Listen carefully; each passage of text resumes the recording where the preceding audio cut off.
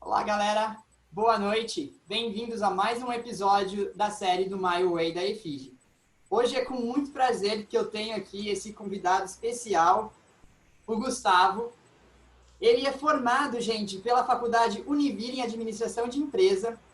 E em 2012 ele fez um estágio na França para completar o curso e acabou ficando por lá por 4 anos. E depois ainda foi para Dubai para trabalhar por 4 anos em uma empresa de educação internacional. Retornou ao Brasil em 2019, onde está hoje, até hoje, trabalhando na Study Group com recrutamento de estudantes para universidades internacionais.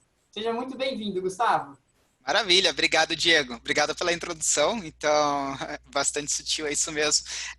Para quem ainda não me conhece, eu já vejo alguns nomes conhecidos aqui na apresentação.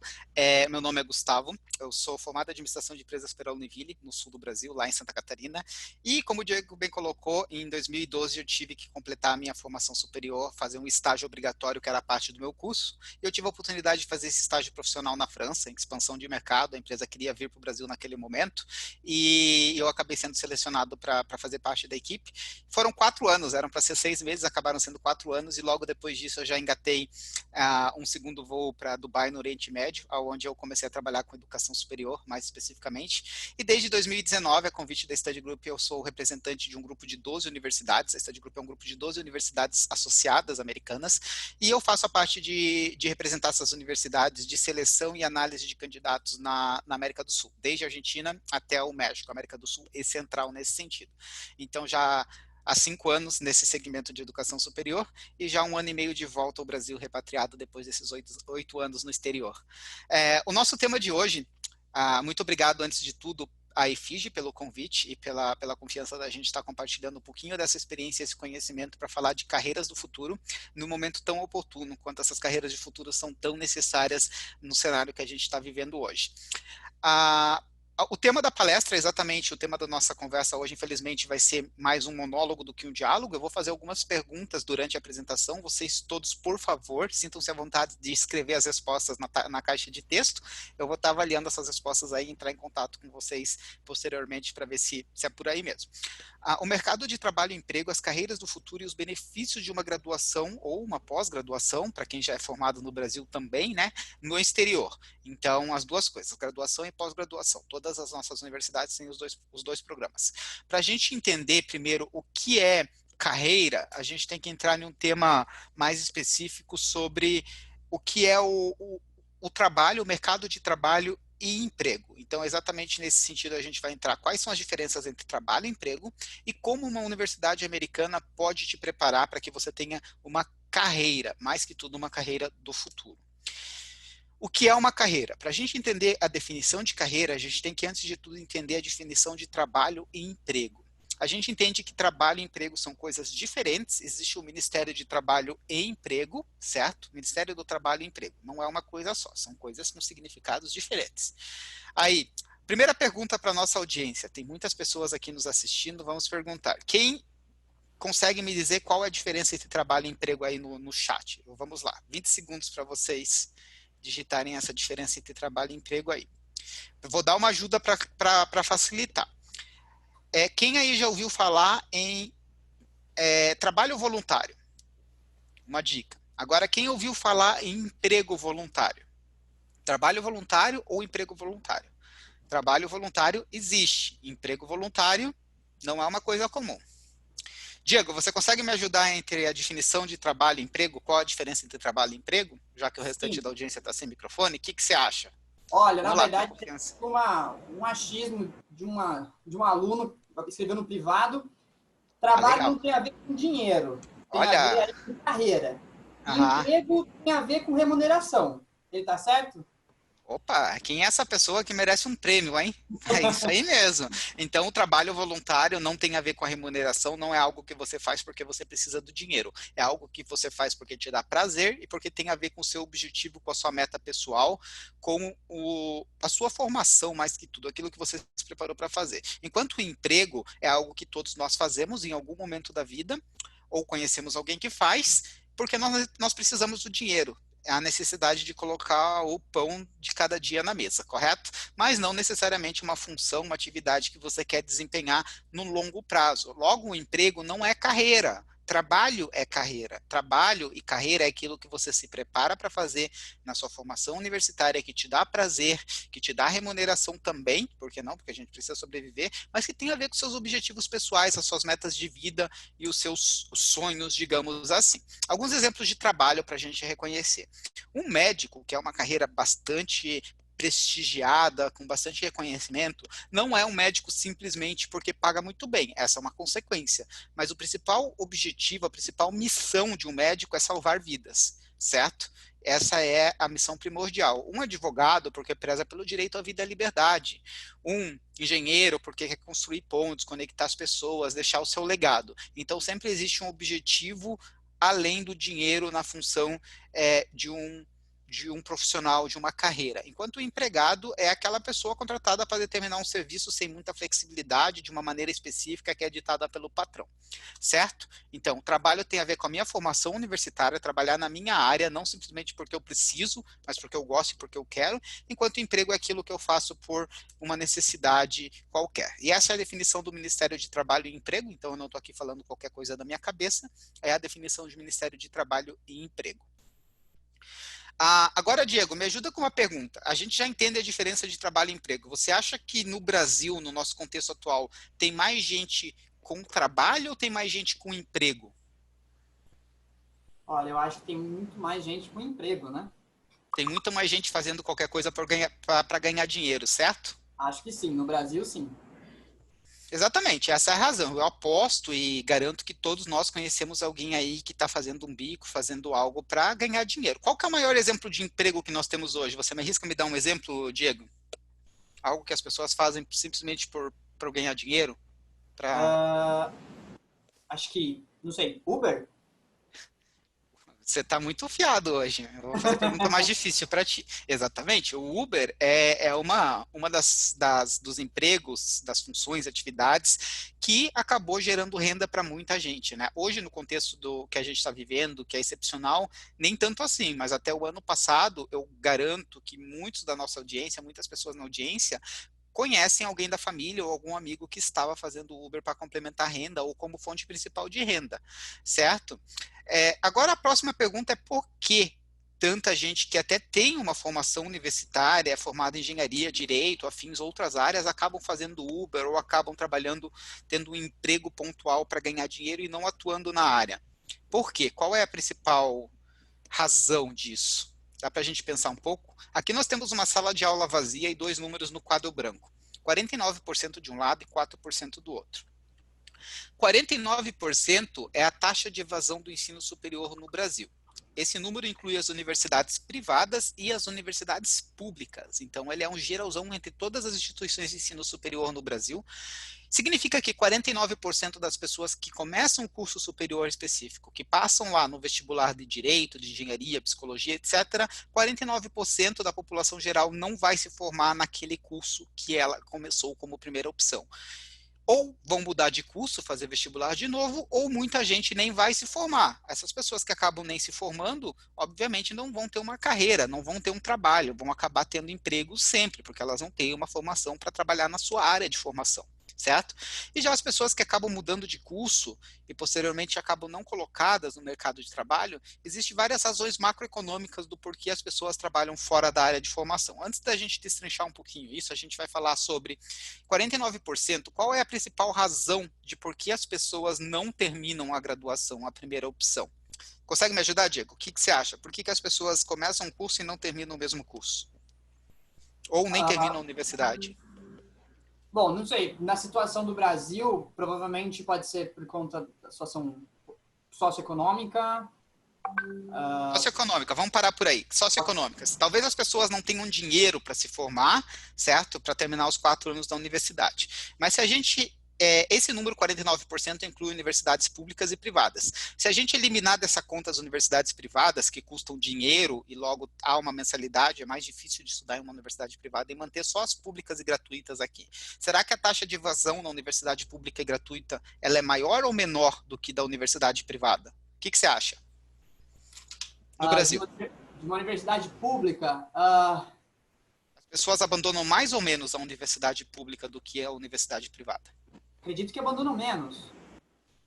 Errado, as pessoas abandonam mais a universidade pública. 56% é a taxa de evasão da universidade pública. Esses dados que eu estou passando são de 2015, é o censo mais atualizado que nós temos, não existe dados mais atuais, mas essa é a realidade de 2015. 56% dos alunos da universidade pública acabam abandonando a primeira formação. Ou vão fazer vestibular novamente, ou nem vão se formar. Então a gente coloca meio que por terra o argumento de que as pessoas não terem dinheiro é a principal razão de por que elas não concluem o curso. Claro que tem locomoção, tem aluguel, tem alimentação, etc., na universidade pública também, mas a universidade privada é indiscutivelmente mais difícil de ser estudada porque tem mensalidade, então fica mais difícil você cursar. Então qual é a principal razão de por que as pessoas não se graduam, não terminam o curso que escolhem?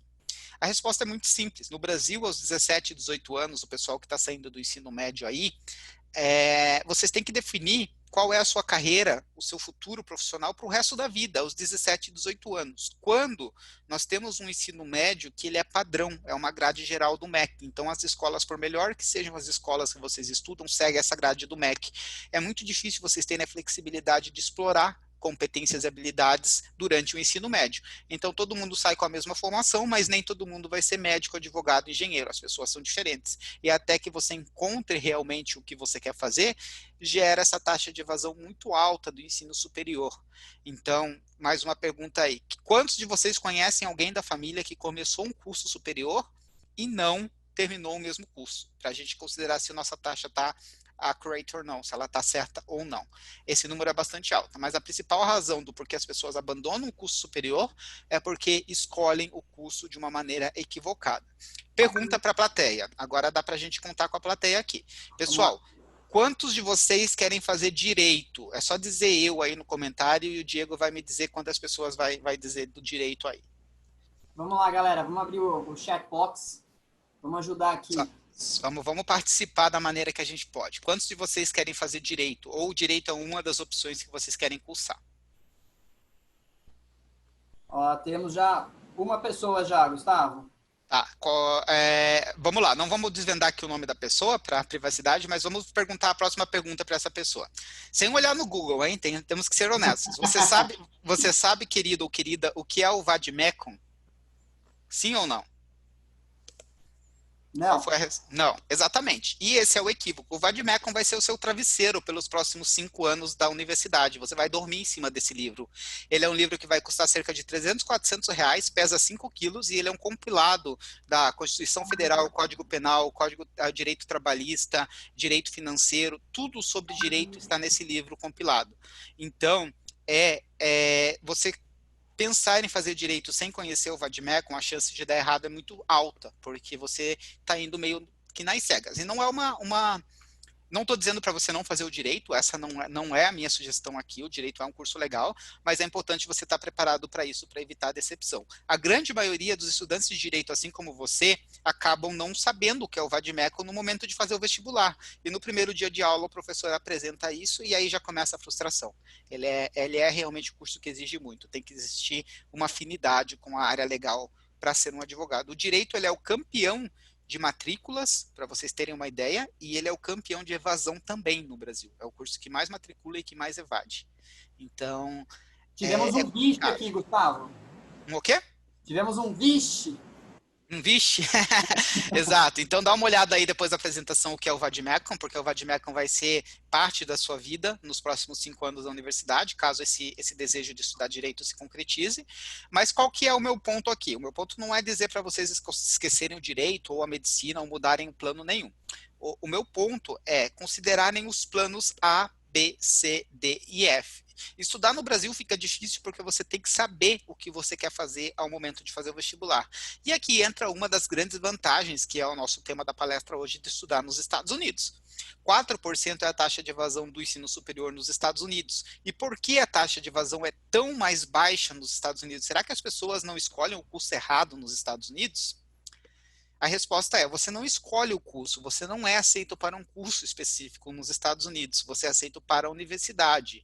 E desde que aquela universidade tenha tudo aquilo que você quer fazer, ou que você gostaria de fazer como carreira, como área de formação, você pode determinar esse major, essa carreira, a partir do seu segundo ano. O primeiro ano é para você explorar as suas competências, as suas habilidades. Nos Estados Unidos existe algo que nós chamamos de General Education. O primeiro e o segundo ano geralmente é focado no General Education, são matérias abertas, que vão te servir como pessoa mais do que profissional em qualquer área de formação. Estatística, fundamentos de pesquisa, habilidade de comunicação, matemática, formação superior geral. E você tem ainda as eletivas. As eletivas o que são? Como o nome sugere, é aquilo que você quiser fazer. Eu estou em dúvida entre a psicologia, mas eu também gosto muito das ciências políticas. Então, você vai fazer algumas disciplinas lá da psicologia, das humanas, e um pouco das disciplinas de ciências políticas. Para quê? Para que você tenha a condição e a oportunidade de interagir. Primeiro com os alunos dos anos seguintes, porque quando você pega uma eletiva de ciências políticas, aqueles alunos, a grande maioria já determinou esse major, já estão fazendo a disciplina como parte da sua formação, da sua carreira, e você pode conversar. E aí, o que você acha? Quais são as suas perspectivas profissionais? O que te agrada, o que não te agrada? E ter uma figura precisa, racional daquela carreira específica. O mesmo passa com a psicologia e você tem condições de tomar uma decisão racional, certo? Entre as duas carreiras. Além disso, você pode conversar com os professores e principalmente com as empresas. Por que as empresas? As empresas veem as universidades, diferente do Brasil, que sempre quando há uma empresa privada envolvida com uma universidade pública, isso é visto de uma forma ruim. Nos Estados Unidos, as empresas participam diariamente das universidades, financiando pesquisa e extensão. E existem as lectures que as empresas vêm até as universidades para apresentar quais são os desafios daquela indústria, quais são as oportunidades e que tipo de profissional aquela empresa está buscando. Então, você tem também o feedback acadêmico dos seus colegas e professores, mas também o profissional, porque as empresas sabem que tipo de profissional elas vão precisar daqui a 5 ou 10 anos.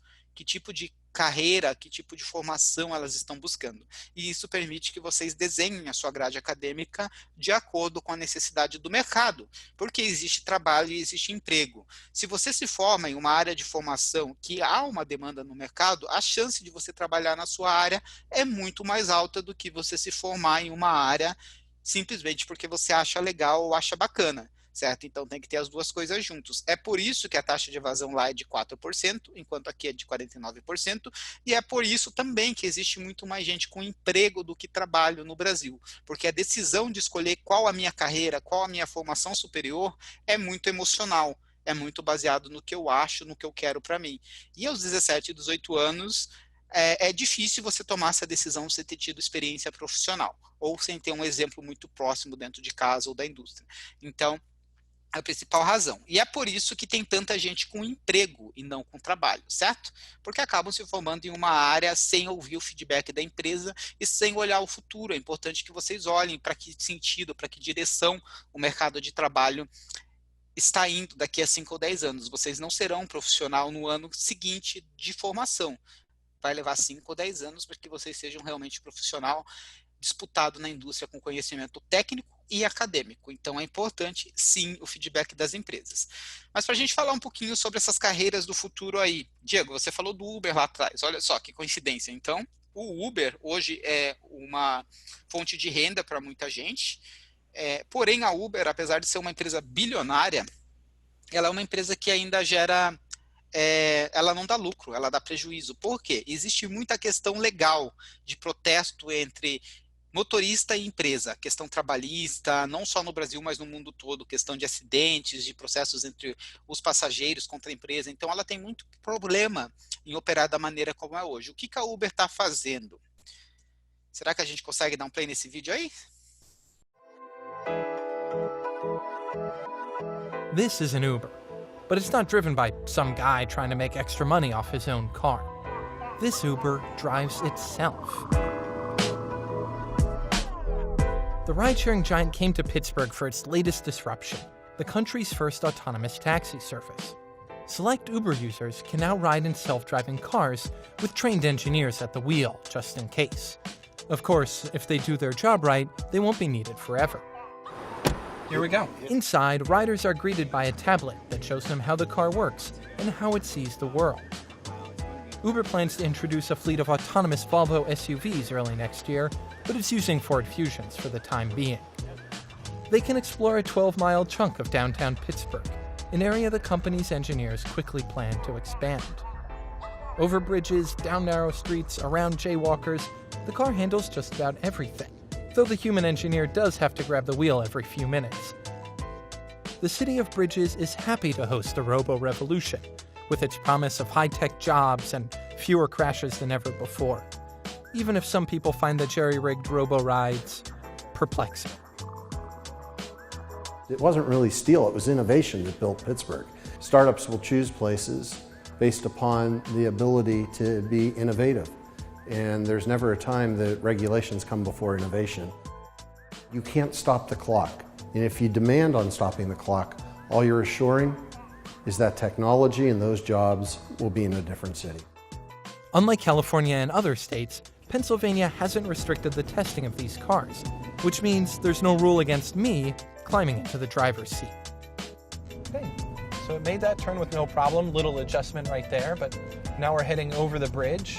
Yeah, I've had drivers here worse than this. It's a pretty normal ride if you can ignore the radars, cameras, and laser scanners. You sit back and let someone else, or something else, take care of the driving. And no small talk required. Pessoal, a gente já sabe que a Uber é uma empresa bilionária e que ela dá prejuízo exatamente pela questão da interação humana, pelos motoristas que acabam havendo a questão trabalhista muitas vezes. Como a Uber está saindo disso? A Uber já tem vários em Phoenix, no Arizona, e também em Pittsburgh, na Pensilvânia, já são mais de 1.000 carros autônomos da Uber em operação. Então isso já é uma realidade. E a Volvo, como a gente acabou de ver, já está fazendo com que os carros saiam de fábrica com esse sistema autônomo. A gente está falando aqui de um carro comum, nesse caso um Ford Fusion, no caso da Volvo XC60, que é um carro normal. Que profissão é responsável aí por desenhar, projetar e fabricar um carro? É a tradicional engenharia mecânica, certo? Talvez tenhamos engenheiros mecânicos aí na audiência, essa profissão vai continuar existindo. Porém, qual é a profissão, Diego, que faz com que um carro comum, um carro regular, o Ford Fusion ou o XC60, esse carro não é capaz de tomar decisões, ele não é capaz de dirigir sozinho, ir para a esquerda, direita, acelerar, frear, abrir a porta, etc. Qual profissão faz com que um carro autônomo se torne um carro inteligente, um carro com capacidade de tomar decisões autônomas? Que profissão é essa? Vamos lá? Engenharia robótica? Dentro dessa, mas um pouco mais específico ainda. Vamos lá, o carro ele não é capaz de tomar decisões e essa profissão faz com que o carro seja inteligente. Faça com que ele possa tomar decisões. Profissão do futuro. Vamos lá, é um curso dentro das ciências da computação. Inteligência artificial, muito bem, essa é uma carreira do futuro. Todos os nossos apetrechos, desde os nossos telefones, o nosso aparelho de ar-condicionado, os computadores, os carros, a geladeira, o micro-ondas, tudo isso virá cada vez mais com softwares de inteligência artificial. Produtos que são autônomos e que são capazes de tomar decisão. Isso já acontece na aviação, os aviões praticamente não requerem pilotos e agora vai passar para os carros como a Volvo já está fazendo. Então, cada vez mais, para que mais carros autônomos saiam de fábrica, mais profissionais de inteligência artificial, programadores de inteligência artificial serão necessários, certo? Aí você vai falar para mim, tanto faz se o Uber é autônomo ou não, eu não estou estudando para ser motorista de Uber. Mas, caso a inteligência artificial, as ciências da computação seja uma área que te interessa, a área específica de inteligência artificial vai sim te trazer muitas oportunidades de carreira futura. Então anota aí, a primeira carreira do futuro que a gente está falando hoje, inteligência artificial. Isso se aplica à medicina também. A gente está vendo aqui nessa imagem uma cirurgia cerebral, então existem aqui 2 cirurgiões e uma assistente, provavelmente uma enfermeira participando do processo. Hoje o cirurgião ele é responsável por 3 fases, principalmente, 3 etapas. A parte de diagnóstico, a parte de prevenção e principalmente a parte de intervenção cirúrgica. Porém, as cirurgias cerebrais são extremamente complexas, elas levam várias horas. Se alguém tem pai cirurgião aí, deve ter uma ideia mais ou menos do quanto isso é complexo. E quanto mais tempo uma cirurgia cerebral leva, ou uma cirurgia qualquer, maior a chance de complicação, porque o profissional se cansa, o profissional que está performando, e precisa trocar o cirurgião ou o profissional que está fazendo essa cirurgia. Então, a inteligência artificial também entra na jogada aqui. Essa é uma máquina cirurgiã, ela não tem 2 braços, ela tem 4, estão até enumerados ali, e ela faz a cirurgia de forma autônoma. Porém, ela não faz nada sem um software, sem o diagnóstico do paciente inserido na memória de inteligência artificial. Então, o cirurgião agora, além de saber a parte de diagnóstico, prevenção e intervenção, vai ter que saber também a parte de programação para fazer com que esse diagnóstico do paciente seja inserido de forma correta na máquina que vai performar essa cirurgia de uma forma autônoma e sem se cansar. Essa máquina pode operar por muitas horas sem se cansar. Então, isso já existem cirurgias que foram performadas totalmente pela máquina, sem participação de mãos humanas, e é uma coisa cada vez mais presente. A gente está aí vivendo o tema dos respiradores, agora no momento, com a pandemia, então também a inovação, a tecnologia passando para o tema dos respiradores, que tem capacidade de operar autonomamente, sem necessidade de intervenção humana. Pessoal, prova de vestibular. Para quem está se preparando aí para o vestibular, está na ansiedade de saber se o Enem vai ser em outubro, novembro, dezembro, se vai ter Enem, muitas perguntas por aí, né? Mas vamos falar de Guerra Fria. Alguém aí no chat, eu vou dar 30 segundos para a resposta. Guerra Fria, sem olhar no Google, gente, sem trapacear. Qual foi o grande marco do final da Guerra Fria e quando foi? Quando foi e qual foi o marco do final da Guerra Fria? Vamos lá, Estados Unidos e União Soviética. Vamos lá, gente, vamos participar do chat. No chat. Vamos lá? Uma resposta simples. Você quer me ajudar com a resposta? Ninguém respondeu? Vai todo mundo reprovar no Enem, é isso? Será? E olha que já tá adiado. Final da Guerra Fria. Qual foi o grande marco do final da Guerra Fria e quando foi? Você sabe, Diego? Ó, teve um aluno que falou o Muro de Berlim. Aí, parabéns. Anota esse nome aí pra gente mandar um presente pra ele, faz favor. Queda do Muro de Berlim. Quando foi a queda do Muro de Berlim? Vamos lá, galera, tá fácil. Muito fácil. 1989. Opa, responderam aí. Olha, a Camila não vale, ela tá trapaceando. Essa aí eu respondi. Perfeito, 1989, queda do Muro de Berlim. Isso mesmo, gente. Então, final da Guerra Fria. Mas, pessoal, a pergunta que eu quero fazer para vocês não é nem essa nem a outra. Qual foi a principal arma utilizada na Guerra Fria? Nós sabemos que a Guerra Fria não foi um conflito armado, por isso tem o nome de Guerra Fria, não houve troca de fogo. Qual foi a principal arma utilizada pelos Estados Unidos, pela União Soviética, para vencer a Guerra Fria? Vamos lá. Vamos lá, galera. O que vocês acham? No chat. Vamos participar, pessoal. Quem participar vai ganhar presente. Quem não participar... E já está servindo como aula para o vestibular aí, hein? Se cair no vestibular, vocês me mandam um presente. Eu vou cobrar. Ó, falaram energia atômica? É quase isso. Não houve um conflito armado, né? Houve uma... O que determinou o final da Guerra Fria, o vencedor e o perdedor, foi a informação. Mas como essa informação era obtida? Por que meio? Como esses governos obtinham informação do que os rivais estavam fazendo? A foto tá fácil aqui, é só olhar a foto, pessoal. Essa aí tá moleza, hein? Falaram espiões. Espionagem, isso mesmo, através da espionagem. Então eram professores, atletas, músicos, artistas que viajavam entre os países com o objetivo de coletar informação. A que ponto a União Soviética está desenvolvendo uma arma nuclear e levar isso de volta para o seu país de origem. Hoje, com os nossos telefones celulares, vocês todos nos seus computadores aí, tendo aulas das suas escolas de maneira virtual, tudo é de forma digital e virtual. E a gente vai falar agora de outra carreira do futuro. Não existe a necessidade de nenhum governo empregar espiões de uma maneira clássica. Essas informações hoje elas são roubadas, tanto de pessoas físicas, pessoas comuns como eu e você, como de governos e empresas por meio da internet, com a invasão de hackers. E existe uma profissão do futuro, que se autodenomina de hacker ético, que é a cybersecurity. Ou seja, evitar o roubo de informações sigilosas, informações sensíveis de governos, pessoas e empresas por meio da internet. Então, os hackers éticos, as profissões do futuro, cada vez mais o mundo será e já é digitalizado, a pandemia está provando isso, né?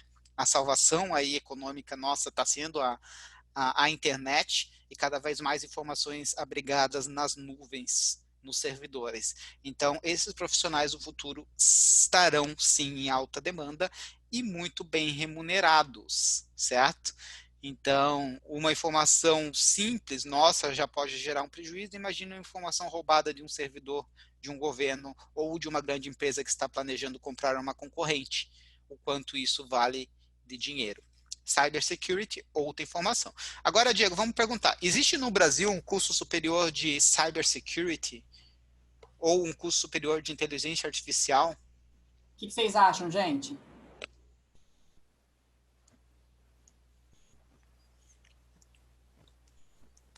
Ó, falaram aqui, nunca vi.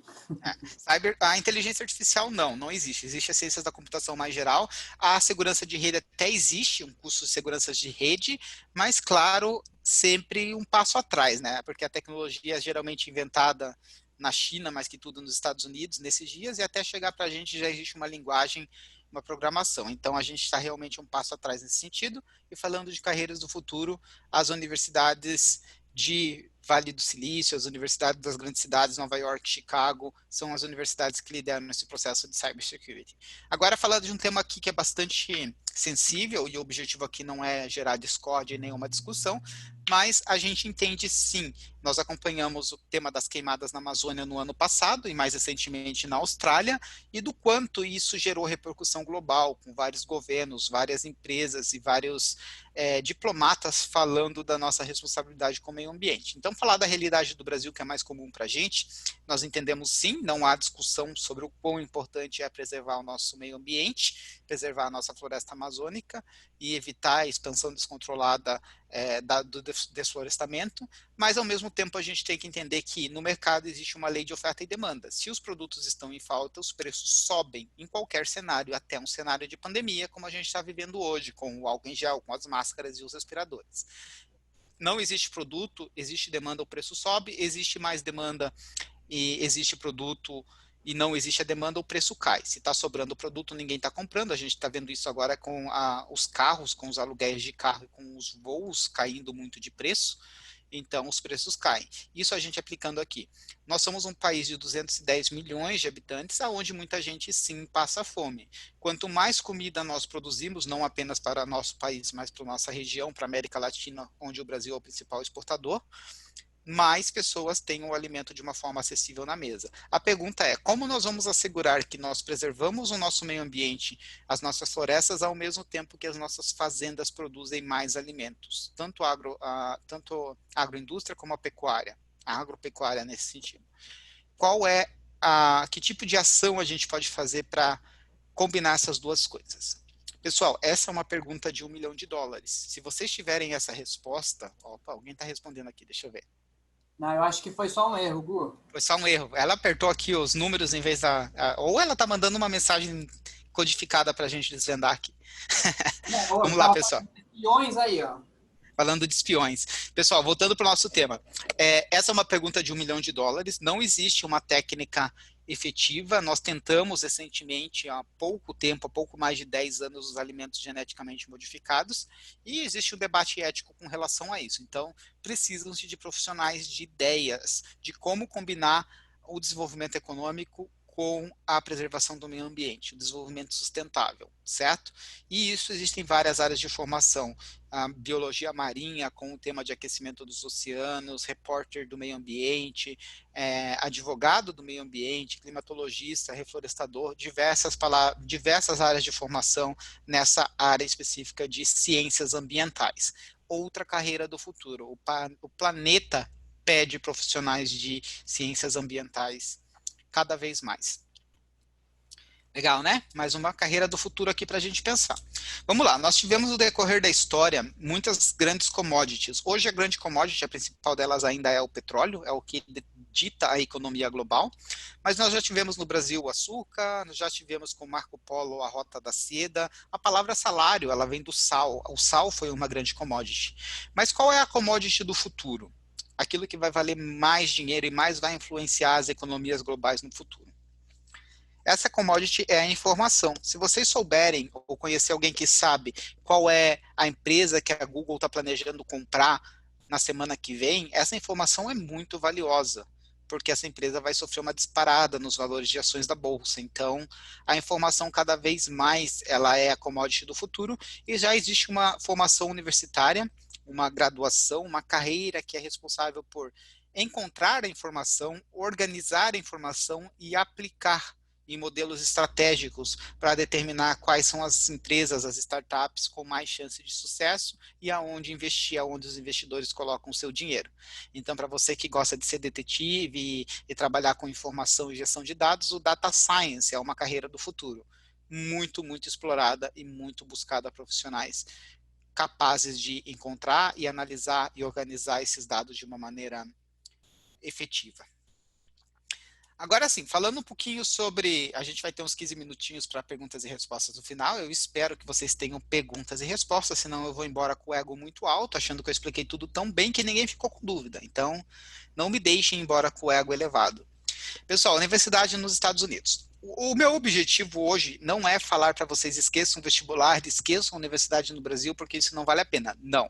Façam vestibular, estudem, desejo sorte, desejo sucesso para que vocês vão realmente bem no Enem, passem uma universidade pública, uma carreira excepcional, mas tenham um plano A, um plano B, um plano C, um alfabeto inteiro de planos. Então considerem sim estudar fora, porque tem muitas vantagens e tem muitos benefícios e é muito mais acessível do que a gente pensa. Um processo de aplicação para que você aplique para uma universidade no exterior é muito simples. Tudo que a gente precisa são notas do ensino médio, pelo menos até o primeiro semestre do terceiro ano, e o passaporte, além de um teste de inglês. Então, isso é o que a gente precisa. E hoje, com o cenário de pandemia, esse processo está ainda mais simples do que ele sempre foi. Então, quando a gente fala de SAT, de IC, quando a gente fala de ACT, de TOEFL, de IELTS, gente, tudo isso são processos de seleção para público diferente. Vocês são estudantes internacionais, não são americanos. Nós não somos preparados no ensino médio para fazer SAT. O aluno americano é nos Estados Unidos. Então, não é justo as universidades pedirem que um aluno internacional tenha um SAT muito alto. Vocês nunca ouviram falar disso em 3 anos de ensino médio. Por isso, é muito mais simples entrar como um aluno internacional do que um processo tradicional em uma universidade americana. Esse processo já existe na grande maioria das universidades, em todas que nós apresentamos. Tudo que a gente precisa é saber o seu nível de inglês, que curso você quer fazer, porque você precisa escolher uma universidade que tem essas opções, você não precisa saber exatamente esse curso, mas uma universidade que ofereça todos eles. Então, grande parte das nossas universidades vão ter mais de 100 carreiras e é bastante comum que você tenha todas essas opções dentro da mesma universidade. Destino ideal, então, eu me dou bem com frio, com calor, montanha, praia, isso é importante. A grande razão, a principal razão do porquê as pessoas abandonam a universidade nos Estados Unidos não é o curso, é o clima. Então, Chicago é muito diferente do que você estudar no Texas, principalmente se você é brasileiro. Então, fica a dica. Qual é o seu perfil acadêmico? Notas. Para entrar na universidade americana, existe algo chamado GPA, Grade Point Average. Mais uma vez, eu não preciso ter notas boas para passar no vestibular ou para passar no Enem. Eu posso ser um cara que tira 7, média em tudo, e depois eu vou jogar futebol, ou vou fazer qualquer outra coisa que eu gosto na escola, porque eu sei que eu vou passar de ano com 7. E a nota tirar 10 em tudo não vai me ajudar a passar no vestibular. É simplesmente a nota do vestibular que importa, certo? Estados Unidos não, é a média geral. Então, quanto melhores as suas notas, melhor as suas chances de entrada e, mais que tudo, melhor a sua bolsa de estudo, certo? Pessoal, quem está aí no primeiro ano, fica a dica. Se você está no primeiro ano, dá para tirar uma nota boa até você se formar. Quem está no terceiro ano, a água já está batendo no pescoço, então já é mais difícil você melhorar as notas nesse período. Mas o mais importante é saber que existe um processo de entrada específico para alunos internacionais. E qual é o seu orçamento? Porque existem no nosso portfólio universidades que custam $15 mil de tuition no ano e outras que vão custar $60 mil no ano. Então é importante ter isso bem claro. Existem universidades públicas e universidades privadas também.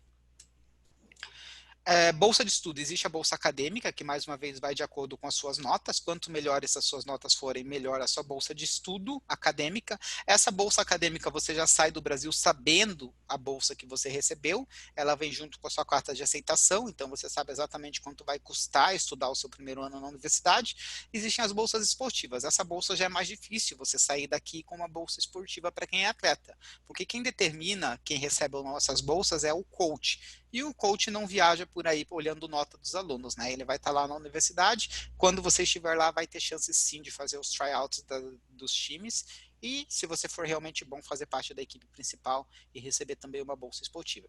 E existem outras bolsas regionais. Em alguns momentos, algumas universidades buscam alunos específicos de certas nacionalidades para compor o mix. Então, essas bolsas regionais mais esporádicas também existem. James Madison, eu vou falar para vocês hoje apenas de uma das universidades do nosso portfólio, aí em 5 minutos. Ela é uma universidade pública, fica localizada pertinho de Washington, D.C., então Washington, D.C. é a capital dos Estados Unidos, para quem não sabe, as embaixadas e os consulados estão todos nessa região, isso faz com que o curso de Relações Internacionais da JMU seja muito forte. Em parte de esportes, ela é uma universidade de primeira divisão, então é a divisão mais forte nos esportes nos Estados Unidos.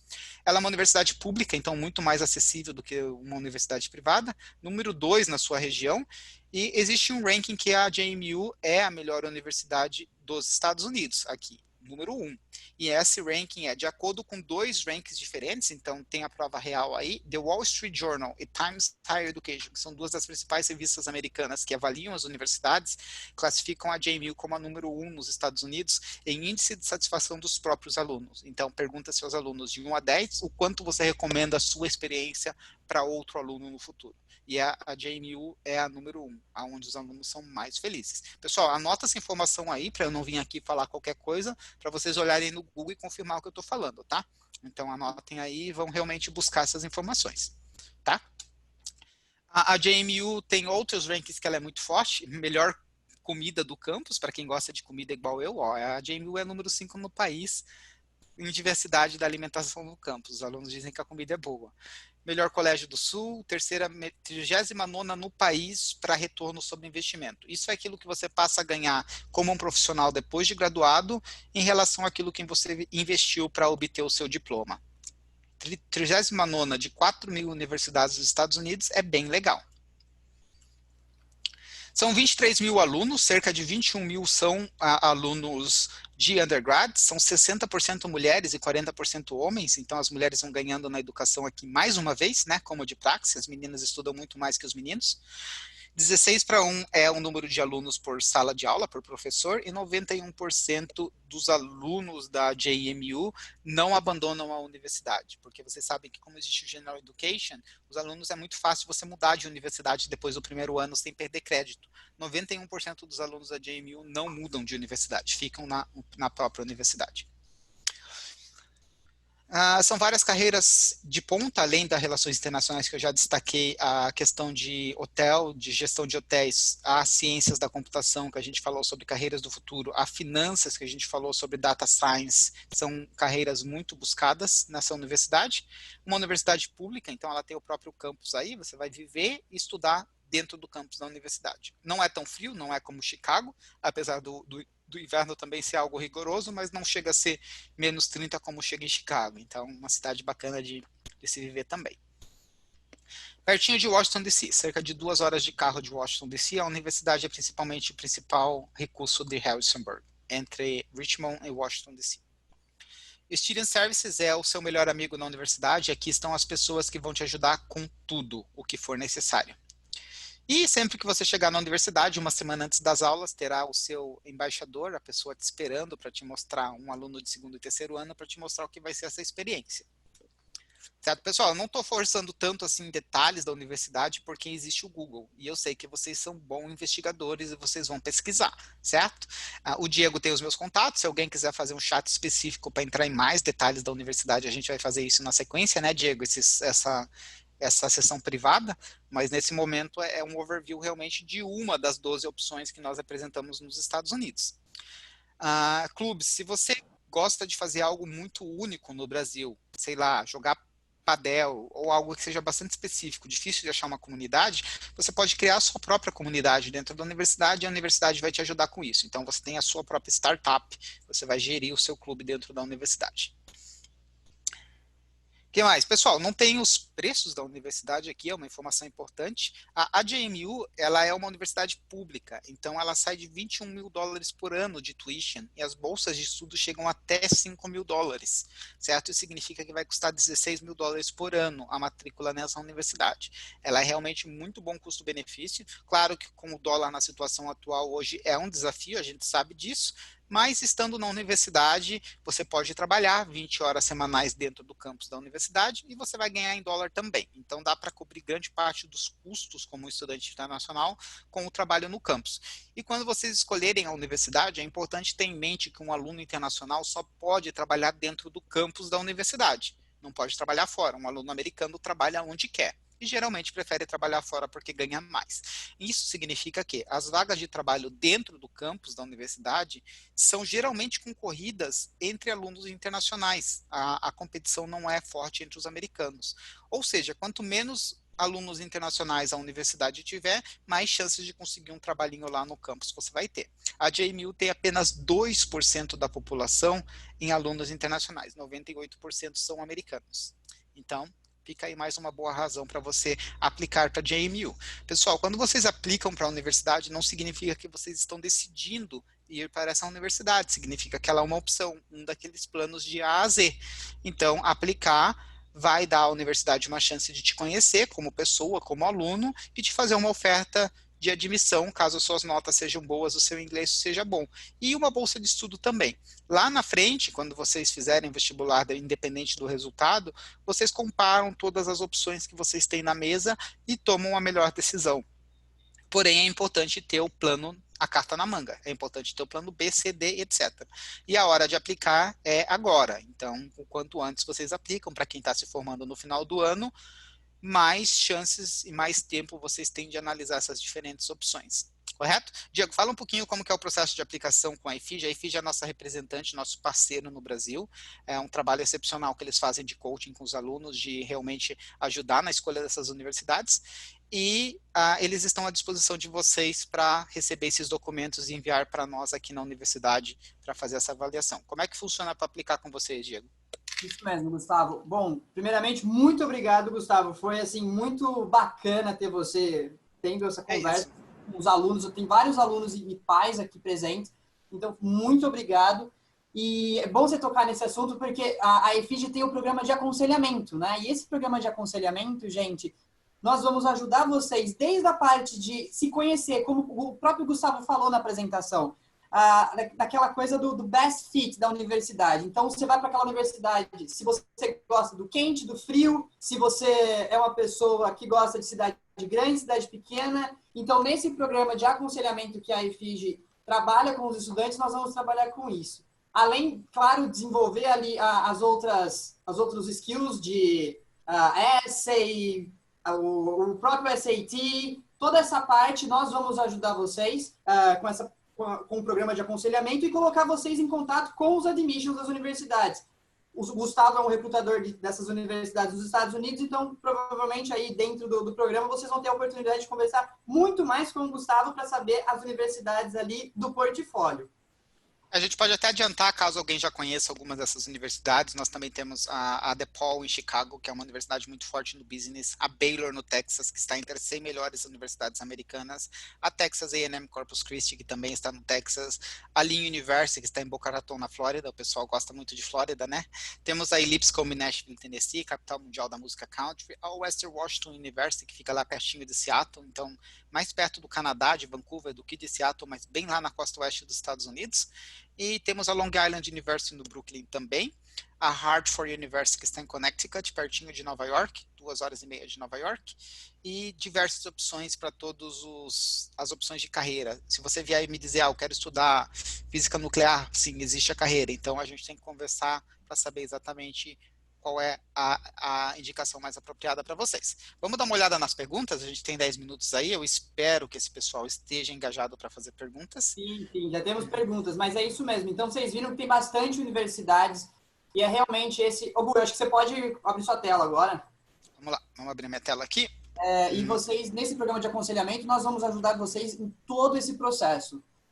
E é muito bacana essas universidades, tem muito potencial de bolsa, parte esportiva, tem alunos aqui que são atletas, então, assim, vale muito a pena aí vocês começarem esse programa de aconselhamento, que os applications eles vão começar a partir ali de outubro, novembro, então dá tempo de vocês aplicarem. Mas vamos lá para as perguntas. Gustavo, eu tenho uma pergunta de uma mãe, a Carolina.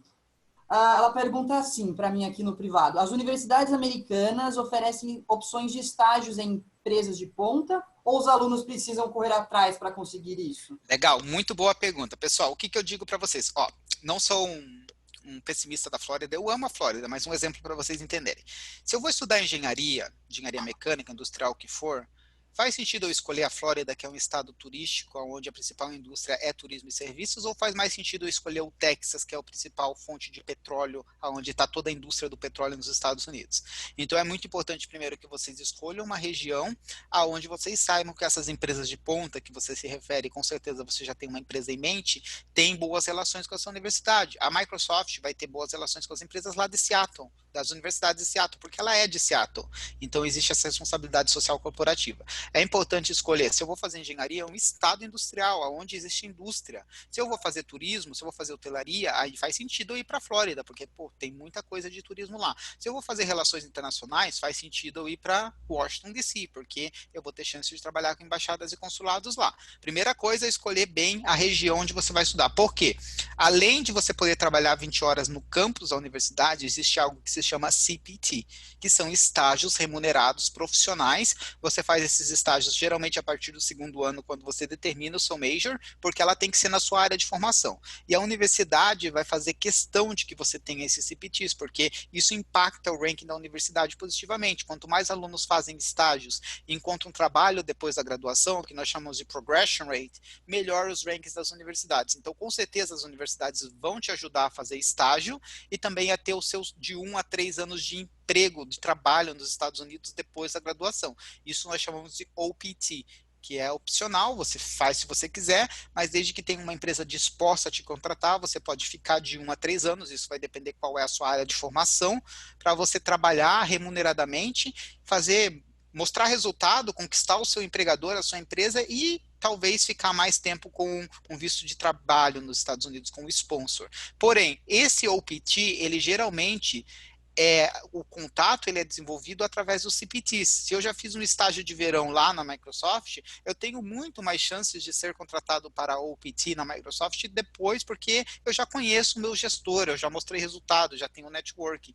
Então, aquele cara que está lá na Flórida, ou que está lá na Califórnia, ou que está lá em qualquer outro estado onde não é aonde eu quero trabalhar, fica mais difícil para ele, vai ficar mais fácil para você que já conhece a pessoa indicada. Então, a resposta é sim, as universidades vão ajudar e elas devem ajudar. Os alunos têm que ter essa experiência para que os rankings das universidades sejam mais altos.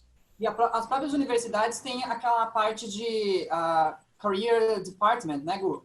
Corretamente. Então, como é que eu faço para conseguir um trabalho dentro do campus ou fora do campus? Todas elas vão ter um escritório de empregabilidade, escritório de trabalho, de career development, onde psicólogos vão te ajudar a desenvolver o seu currículo. Tem universidades que tem uma coisa até em comum, eles emprestam terno e gravata para o aluno sair em uma entrevista, porque muita gente às vezes não leva. Eu tenho 18 anos, eu vou ter um terno. Quantos de vocês têm terno e gravata?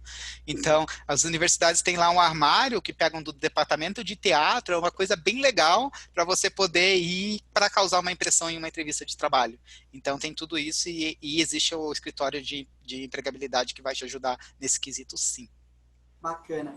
Tem a Andrea, ela falou assim, que ela quer estudar música. Tem alguma região ali que você acha que é legal? Andrea, a pergunta que eu tenho para você quer estudar música, você toca um instrumento, você quer performar ou você quer trabalhar com a indústria da música mais na parte de record label? Ou qual é o seu objetivo profissional? Ou fica no meio dos dois?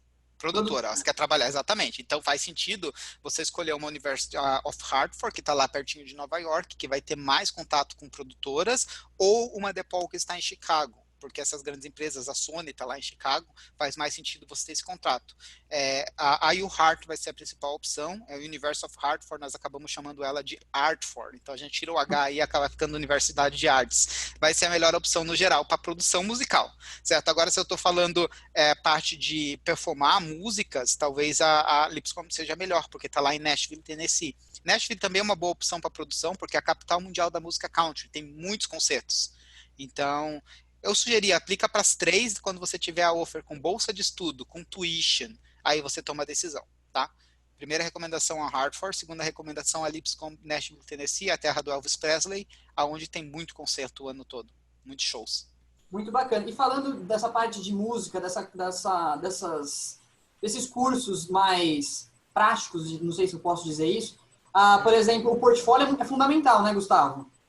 Se você vai tocar um instrumento, vai ter que ter um audition. Vai ser geralmente um audition ao vivo por Skype ou pelo menos um vídeo gravado da sua performance. A parte de produção musical não requer que você tenha um talento artístico, mas requer que você conheça da indústria da música. Então não tem o audition, você vai mais se preparar para ser uma produtora musical, mas a parte de performance, aí precisa de audition sim. Legal. A Carolina perguntou no privado que também, ela agradeceu a resposta, mas ela também falou que o filho fala muito sobre design de games e que ela fica preocupada que isso não é uma profissão. O que você acha disso?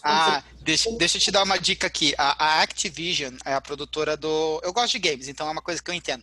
Ela é a produtora do Call of Duty, que é um jogo de tiro bem popular agora. Desde que a quarentena começou, que as pessoas estão em casa, as ações dessas empresas subiram skyrocketing. Então é realmente uma carreira. E o design de games também serve para design de simuladores. Aqueles carros autônomos, tudo aquilo ali é programação de inteligência artificial. Se você está jogando um jogo de futebol no videogame, tem os players ali, todos eles, cada um daqueles players tem uma inteligência artificial diferente um do outro, vai se comportar de uma maneira. Então acaba entrando muito na parte de inteligência artificial, o game design, mas a parte de interface vai junto, vai a parte também de vendas, de promoção, de marketing, acaba sendo mais geral do que a inteligência artificial em si. Mas é sem dúvida uma carreira que vai ter muitas vertentes, voltado para a área de tecnologia. Recomendo sim, não tenha medo que é uma coisa que não dá dinheiro, porque vai ser bem legal sim. É só dar uma olhada aí nos salários médios dos produtores da Activision, da Blizzard, essas principais produtoras de games globais.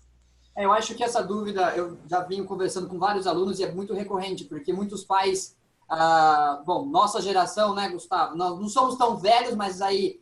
Não tão jovens. Então, essa coisa do jogar videogame, antigamente não era brincadeira, né? Era só para divertir, passar o tempo. Hoje em dia, as coisas mudaram. Então, eu acho que deve ficar claro isso, porque tem o pessoal aí muito bom no videogame, às vezes nessa parte de desenvolver jogos. E essa pergunta da Carolina por conta do filho, eu acho que foi muito oportuna, né? E ele vai acabar aprendendo programação, né? E a programação pode ser usada para muita coisa no futuro. Hoje eu desenvolvo games, mas amanhã eu posso estar desenvolvendo um simulador de direção para uma autoescola, se as aulas vão deixar de ser práticas, já que os carros são autônomos, tem muita coisa que pode levar uma a outra aí. E mais uma vez, a Carolina, né? O aluno nos Estados Unidos não entra para o curso específico, então ele vai ter a oportunidade de explorar se isso realmente tem o potencial que ele acredita que tem. E além do major tem o minor. Eu vou fazer o game design, mas eu quero ter uma preparação também em contabilidade, porque a minha família tem uma empresa de ciências contábeis, um escritório de contabilidade. Então dá para combinar o seu major com o seu minor e você vai conseguir, se em algum momento não estiver trabalhando na sua área de formação específica, não tem um trabalho, você vai precisar ter um emprego, algo pontual, você tem uma preparação universitária para isso. Então você sai muito na frente da concorrência, se for necessário. Muito legal. Gustavo, a gente tem outra pergunta de uma aluna nossa do programa de aconselhamento e ela quer fazer arquitetura. E ela pergunta o seguinte: o que vale atualmente no mercado e a arquitetura sustentável? Entra na parte de sustentabilidade que a gente falou também, né? Fazer materiais mais duráveis, que agridam menos o meio ambiente, menos uso de madeiras, mais materiais renováveis. Então, a arquitetura, são duas universidades que se destacam no nosso portfólio. A primeira delas é a própria James Madison, que a gente acabou de falar, e a segunda é a University of Hartford, de arte, porque a arquitetura é uma espécie de arte também, lá em Connecticut. A arquitetura nos Estados Unidos, ela exige que você tenha um mestrado para você poder atuar como arquiteto, então não é um curso de 4 anos, é um curso de 4 mais 2, são 6 anos, para que você tenha a arquitetura, a licença de arquiteto. E tudo que tem a ver com a sustentabilidade é uma carreira do futuro. As empresas, sim, têm cada vez mais projetos de captação de água da chuva, de reuso, de parede verde. Então, tudo isso entra muito, sim, na área de arquitetura, mas é algo que você vai ver nos seus 2 anos de especialização, mais do que nos 4 anos iniciais da arquitetura, do pre-architecture, que a gente chama nos Estados Unidos. Bacana. E, por exemplo, ela terminou ali a graduação e aí você comentou muito dessa parte do estágio, tudo, ela não vai poder atuar como arquiteta. Como que ela... Após os 4 anos, não. Ela vai trabalhar no escritório de arquitetura, mas como um projetista, um desenhador, vai trabalhar prestando auxílio, mas não vai assinar o próprio projeto, a menos que você tenha o seu mestrado, os 2 anos, e tenha a sua licença de arquiteto. Aí você pode ter o seu próprio escritório de arquitetura, se for o caso. Mas é necessário que tenha o Professional School. É um pouquinho diferente esse curso. Perfeito. Mais alguma pergunta, gente? Deixa eu...